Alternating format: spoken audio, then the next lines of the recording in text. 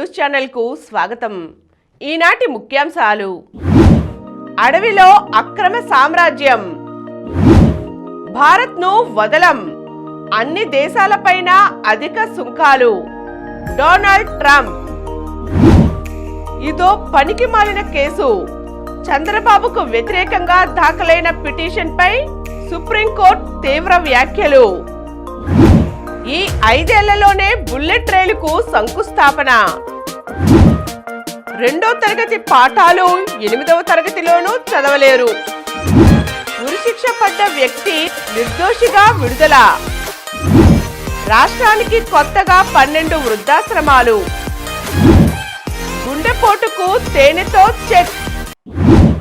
ఈరోజు వార్తలను చూద్దాం. ఈ 5 ఏళ్లలోనే బుల్లెట్ రైలుకు శంకుస్థాపన. రాజధాని అమరావతిని హైదరాబాద్, బెంగళూరు, చెన్నైలతో అనుసంధానిస్తూ బుల్లెట్ రైల్ ప్రాజెక్టుకు ఈ 5 ఏళ్లలో ఖచ్చితంగా శంకుస్థాపన చేసేలా ఎంపీలు కృషి చేయాలని ముఖ్యమంత్రి చంద్రబాబు సూచించారు. విశాఖ, విజయవాడ మెట్రో రైలు ప్రాజెక్టులకు కేంద్రం ఆమోదం లభించేలా ప్రయత్నించాలన్నారు. గోదావరి బనకచర్ల అనుసంధాన ప్రాజెక్ట్ గేమ్ చేంజర్ అవుతుందని, అది కార్యరూపం దాలిస్తే రాష్ట్ర రైతాంగానికి పెద్ద ఎత్తున ప్రయోజనం చేకూరుతుందని అన్నారు. ఈ ప్రాజెక్టుకు కేంద్ర సాయం కోసం ఎంపీలు సమిష్టిగా కృషి చేయాలన్నారు.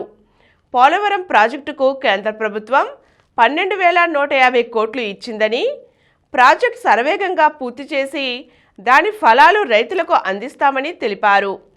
పోలవరం ప్రాజెక్టు పూర్తి చేశాకే ఎన్నికలకు వెళతామని స్పష్టం చేశారు. భారత్ను వదలం, అమెరికాకు నష్టం కలిగించే అన్ని దేశాలపైన అధిక సుంకాలు విధిస్తామని, ఈ విషయంలో భారత్ను వదలబోమని అమెరికా అధ్యక్షుడు డొనాల్డ్ ట్రంప్ స్పష్టం చేశాడు. భారత్, చైనా, బ్రెజిల్లు అధిక సుంకాలను విధిస్తున్నాయని గుర్తు చేశారు. విదేశాలపై సుంకాలను విధించడం ద్వారా అమెరికన్లపై పన్ను భారం తగ్గించే దిశగా చర్యలు చేపడతామని పేర్కొన్నారు. ఫిబ్రవరిలో అమెరికాకు భారత ప్రధాని నరేంద్ర మోదీ వస్తున్నారని, అక్రమ వలసదారులపై ఆయన సరైన చర్యలు తీసుకుంటారని, ఈ విషయంలో భారత్తో చర్చలు జరుగుతున్నాయని వెల్లడించారు. అమెరికాకు వాస్తవంగా నష్టం కలిగించే బయటి దేశాలపై ప్రజలపై సుంకాలను విధించబోతున్నాం. ఈ విషయంలో మేము అందరిలాగే వ్యవహరిస్తాం. చైనా అతిపెద్ద సుంకాల విధింపుదారు. భారత్, బ్రెజిల్తో పాటు చాలా దేశాలు అదే కోవలోకి వస్తాయి. అందుకే వాటిని వదలాలనుకోవడం లేదు. అమెరికా ఫస్ట్ అనేదే మా నినాదమని ట్రంప్ విశ్లేషించారు. అడవిలో అక్రమ సామ్రాజ్యం, దట్టమైన అటవీ ప్రాంతం, మధ్యలో అద్దంలా మెరిసిపోతున్న బీటీ రోడ్డు, ఆ దారిలో వెళితే వందల మామిడి చెట్లు, పశువుల కోసం నిర్మించిన భారీ షెడ్లతో 10ల కొద్దీ ఎకరాల్లో విస్తరించిన వ్యవసాయ క్షేత్రం, దానిలో ఒక పక్కగా ఆధునికత ఉట్టిపడుతున్న అత్యంత విలాసవంతమైన భవంతి. ఇదంతా మధ్యయుగాల నాటి ఫ్యూడల్ ప్రభువుల లక్షణాల్ని పుణికిపుచ్చుకున్న మాజీ మంత్రి, ప్రస్తుత వైకాపా పుంగనూరు ఎమ్మెల్యే పెద్దిరెడ్డి రామచంద్రారెడ్డి అక్రమ సామ్రాజ్యం. ప్రభుత్వ ప్రాజెక్టులకు 1 చదరపు గజం అటవీ భూమి తీసుకోవాలన్నా 1,00,000 అనుమతులు కావాలి. కేంద్ర పర్యావరణ అటవీ శాఖ నుంచి అనుమతి పొందాలి. కానీ పెద్దిరెడ్డి ఎకరాల కొద్దీ అటవీ భూములను దర్జాగా కబ్జా చేసేసి దాన్నో వ్యవసాయ క్షేత్రంగా మార్చేసి విలాసవంతమైన భవనం కట్టుకుని అక్కడికి వెళ్లేందుకు అటవీ భూమిలో ప్రభుత్వ సొమ్ముతో రహదారి కూడా నిర్మించేశారు. ఎవరూ ఆ ప్రాంతంలోకి అడుగు పెట్టకుండా దుర్భేద్యంగా ఇనుప కంచె కూడా వేసేశారు. ఇదో పనికి మాలిన కేసు. సుప్రీంకోర్టు. ముఖ్యమంత్రి చంద్రబాబు ప్రతిపక్ష నేతగా ఉండగా 2020-23 మధ్య ఆయనపై వైకాపా ప్రభుత్వం నమోదు చేసిన 7 క్రిమినల్ కేసుల దర్యాప్తును సిబిఐకి అప్పగించాలంటూ ఏపీకి చెందిన బి బాలయ్య అనే న్యాయవాది దాఖలు చేసిన పిటిషన్ను పూర్తిగా పనికిమాలిన కేసుగా సుప్రీంకోర్టు అభివర్ణించింది. దానిపై వాదించడానికి సిద్ధమైతే భారీ జరిమానా విధించి డిస్మిస్ చేస్తామని పిటిషనర్ తరపున హాజరైన మాజీ ఏఎస్జీ, సీనియర్ న్యాయవాది మనీందర్ సింగ్ను హెచ్చరించింది. దాంతో గత్యంతరం లేక ఆయన పిటిషన్ ఉపసంహరించుకుని హైకోర్టుకు వెళ్తామని అన్నారు. దాంతో ధర్మాసనం ఈ కేసును డిస్మిస్డ్ యాజ్ విత్డ్రాన్గా ప్రకటించింది. 2020-23 మధ్య ఏపీ సిఐడి 7 క్రిమినల్ కేసులు దాఖలు చేసింది. వాటిలో ప్రధాన నిందితుడైన చంద్రబాబు ప్రస్తుతం ముఖ్యమంత్రిగా, ఇతర నిందితులు ఉన్నత స్థానాల్లో ఉంటూ దర్యాప్తు అధికారులు సాక్షులపై ఒత్తిడి చేస్తూ న్యాయానికి అడ్డంకులు సృష్టిస్తున్నారు. అసెంబ్లీ ఎన్నికల్లో ఓట్ల లెక్కింపు జరిగిన రోజే సాయుధ పోలీసులను పంపి సిఐడి ఆఫీస్ సీల్ చేయించారు. పార్టీలో ఉన్నత స్థానాల్లో ఉన్న వ్యక్తులు రెడ్ బుక్ పేరుతో దర్యాప్తు అధికారులను హెచ్చరించారు. ఏపీ ఫైబర్ నెట్ మాజీ ఎండీ మధుసూదన్ రెడ్డిని సస్పెండ్ చేశారు. బ్రూవరీస్ కార్పొరేషన్ అప్పటి ఎండీ వాసుదేవరెడ్డిపై కేసు నమోదు చేశారు. ఈ నేపథ్యంలో గతంలో నమోదైన కేసులను దర్యాప్తును సిబిఐకి అప్పగించాలని కోరుతూ దాఖలు చేసిన కేసు మంగళవారం జస్టిస్ బేలా ఎం త్రివేది, జస్టిస్ బాలచంద్ర వరాలే ధర్మాసనం ముందు విచారణకు వచ్చింది. 2వ తరగతి పాఠాలు 8వ తరగతిలోనూ చదవలేరు. రఘు నిద్రలేచేసరికి వెలుగు కనపడింది. అతడు వెలుగు వస్తున్న వైపు వెళ్ళాడు. ఇటువంటి సరళ పదాలతో కూడిన 2వ తరగతి స్థాయి తెలుగు పాఠాన్ని ప్రభుత్వ పాఠశాలల్లోని 8వ తరగతి విద్యార్థుల్లో 47% మంది తప్పులు లేకుండా చదవలేకపోయారు. 2014లో ఇలాంటి స్థితిలో 20.5% మంది విద్యార్థులు ఉండగా ఇప్పుడు అది 2 పైగా పెరిగింది.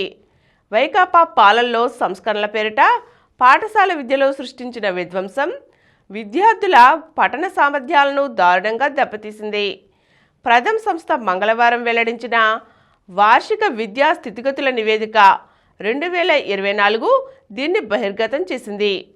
రాష్ట్రంలో ఉమ్మడి 13 జిల్లాల ప్రాతిపదికన 390 గ్రామాలలో 7,721 కుటుంబాలు 3 నుండి 16 ఏళ్ల వయసున్న 12,697 మంది పిల్లలను సర్వే చేశారు. 352 ప్రభుత్వ పాఠశాలలను సందర్శించారు. ప్రభుత్వ, ప్రైవేట్ పాఠశాలల్లోని 3, 5, 8 తరగతుల విద్యార్థుల సామర్థ్యాలను విడివిడిగా విడుదల చేశారు. మాతృభాషలో అక్షరాలు, పదాలు, 1, 2వ తరగతి స్థాయి పాఠాలు, గణిత అంకెలు, తీసివేతలు, భాగాహారాలు ఇచ్చి విద్యార్థుల సామర్థ్యాలను పరీక్షించారు. 14 నుండి 16 ఏళ్ల వయసు పిల్లల్లో డిజిటల్ అక్షరాస్యత పైన సర్వే చేశారు. ప్రభుత్వ, ప్రైవేటు పాఠశాలలు కలిపి చూస్తే అబ్బాయిల కంటే అమ్మాయిలు మెరుగ్గా ఉన్నారు. రాష్ట్రానికి కొత్తగా 12 వృద్ధాశ్రమాలు. ఏ ఆదరవు లేకుండా ముదిమిలో ఇక్కట్లు పడే అవ్వాతాతలకు అండగా నిలిచేలా కూటమి ప్రభుత్వం అడుగులు వేస్తోంది. వారిని అక్కున చేర్చుకుని ఆదరించేందుకు వృద్ధాశ్రమాల ఏర్పాటుకు ఉపక్రమించింది. అవసరమైన చోట ఏర్పాటుకు ఇప్పటికే కేంద్రానికి ప్రతిపాదనలు పంపగా తాజాగా 12 వృద్ధాశ్రమాలను మంజూరయ్యాయి. కేంద్ర ప్రభుత్వం దేశవ్యాప్తంగా 32 వృద్ధాశ్రమాలు కేటాయిస్తే ఎక్కువ మన రాష్ట్రానికే దక్కాయి. అత్యధికంగా తిరుపతి జిల్లాకు 4, వైఎస్ఆర్ జిల్లాకు 2, పార్వతీపురం, మన్యం, అనకాపల్లి, కాకినాడ, ఎన్టీఆర్, పల్నాడు, శ్రీ సత్యసాయి జిల్లాలకు 1 చొప్పున కేటాయించారు. ఒక్కో ఆశ్రమానికి కేంద్రం 25 లక్షలు మంజూరు చేసింది. వీటిని స్వచ్ఛంద సేవా సంస్థలు నిర్వహించనున్నాయి. కేంద్రం ఆర్థిక సాయంతో స్వచ్ఛంద సంస్థల ఆధ్వర్యంలో నడుస్తున్న వృద్ధాశ్రమాలు ఇప్పటికే రాష్ట్రంలో 68 ఉన్నాయి. ఇవి కాక ప్రైవేటువి 100కు పైగా ఉన్నాయి. ఉరిశిక్ష పడ్డ వ్యక్తి నిర్దోషిగా విడుదల. ఆంధ్రప్రదేశ్లోని మచిలీపట్నానికి చెందిన 23 ఏళ్ల యువతి ముంబైలో దారుణ హత్యకు గురైన కేసులో ఉరిశిక్ష పడిన మహారాష్ట్రకు చెందిన చంద్రభాన్ సుధాం సనఫ్ అనే వ్యక్తిని సుప్రీంకోర్టు నిర్దోషిగా విడుదల చేసింది. ఈ కేసును ప్రాసిక్యూషన్ తగిన సాక్ష్యాధారాలతో నిరూపించలేకపోయిందని పేర్కొంది. ఈ కేసులో అతను దోషి కాదని నిర్ధారణకు వచ్చి విడుదల చేస్తున్నట్లు justice BR Gavai, justice Prashant Kumar Mishra, justice KV విశ్వనాథన్తో కూడిన ధర్మాసనం మంగళవారం వెలువరించిన 113 పేజీల తీర్పులో పేర్కొంది. ప్రాసిక్యూషన్ ప్రస్తావించిన అభియోగాల ప్రకారం ముంబైలో ఓ హాస్టల్లో ఉంటూ సాఫ్ట్వేర్ ఇంజనీరుగా పనిచేస్తున్న మచిలీపట్నానికి చెందిన యువతి 2014 జనవరి 5న రైల్లో ముంబై చేరుకుంది. తండ్రి ఆమెను ఫోన్లో సంప్రదించడానికి ప్రయత్నించగా అందుబాటులోకి రాలేదు.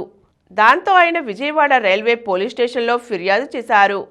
5వ తేదీ తెల్లవారుజామున 5 గంటల సమయంలో స్టేషన్ బయట సనఫ్ ఆమెను అంధేరిలోని హాస్టల్ వద్ద బైకుపై దింపేందుకు 300 అడిగాడు.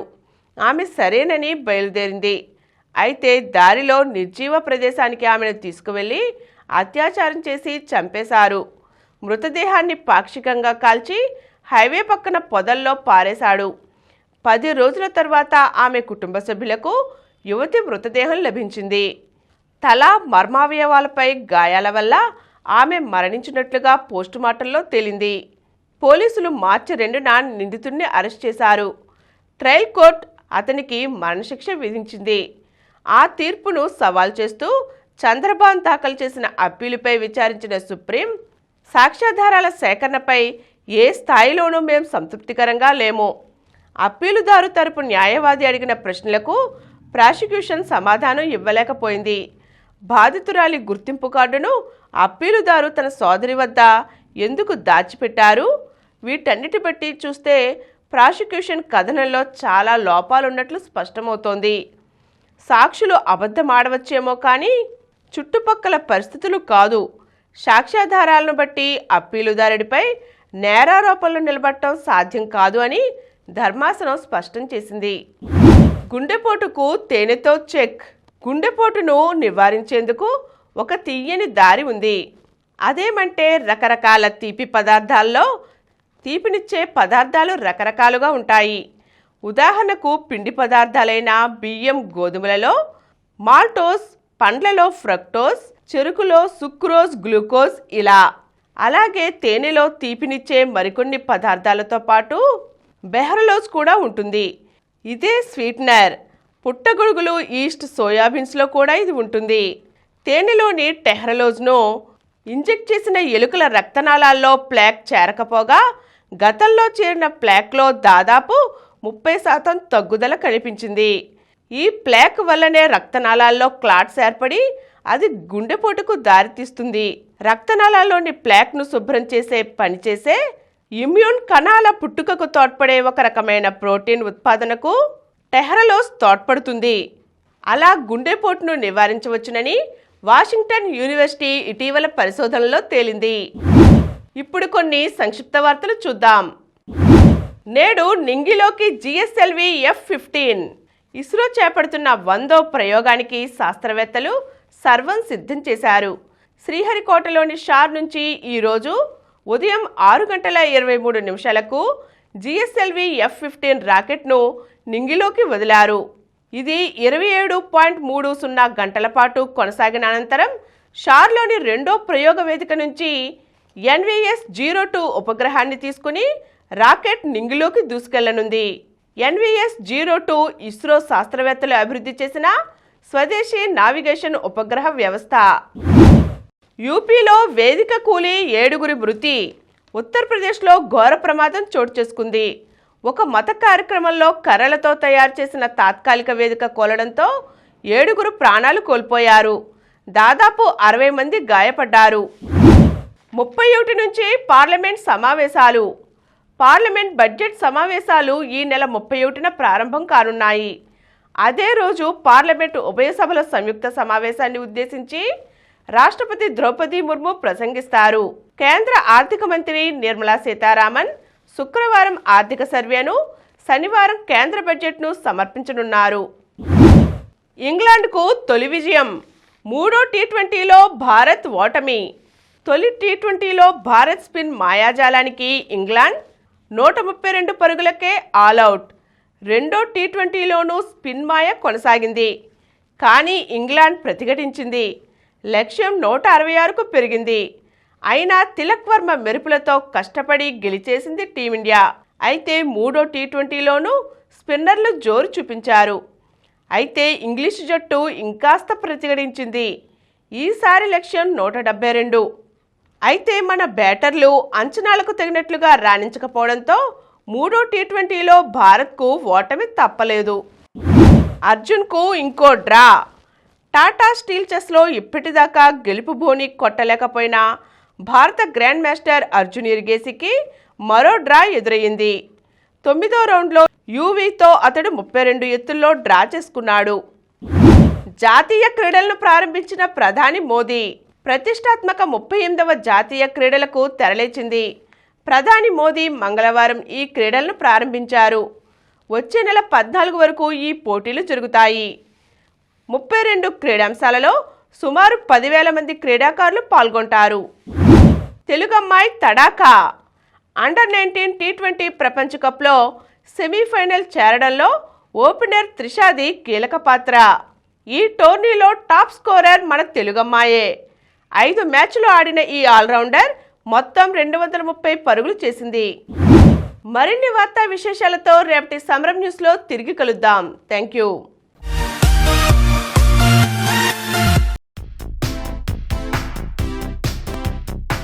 ప్రతిరోజు వార్తా విశేషాల కోసం అనతి కాలంలోనే 20 కోట్లకు పైగా వ్యూస్ సాధించిన సమరం ఛానల్ సమర్పించు సమరం న్యూస్ ఛానల్కు సబ్స్క్రైబ్ చేయండి, లైక్ చేయండి, మీ ఫ్రెండ్స్కి షేర్ చేయండి. అలాగే ప్రక్కనున్న గంట సింబల్ని ప్రెస్ చేయడం మర్చిపోకండి.